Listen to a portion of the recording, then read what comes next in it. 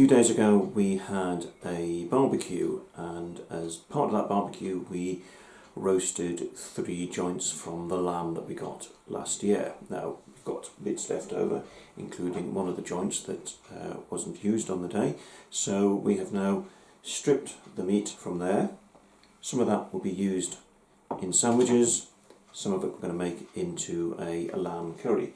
We also had quite a bit of fat on the joints, so on that joint there we've cut off all the fat, and we're going to render that so that we can actually use it.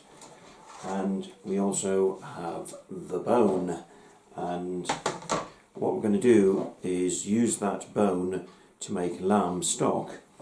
And we've been through our freezer, because our tendency is when we have bones left over from a joint, put them in the freezer, and then when we've got sufficient of them, to boil them up to make stock. So these are all lamb bones here, so they will go into the stock as well. One of the great things about making stock is that you get to use up old vegetables which would otherwise be one step short of the compost heap, and these are old leeks from last year, very woody, won't last much longer. We're going to chop them up, they'll go in the stock, along with, straight from the garden, some fresh rosemary, and we're going to stick in 3 onions.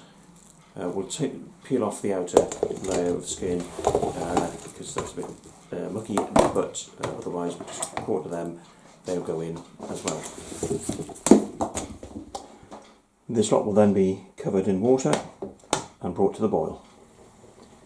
When the stock pan has come up to the boil, turn the temperature down and let it simmer for a couple of hours. The contents of the pan have been simmering for a couple of hours now, so this is now ready to be strained. I took the bones out as we went along. Everything else went into the sieve, and this is just about strained. The stock will be cooled and then it will go into the fridge, and later this week we will use it to make lamb soup.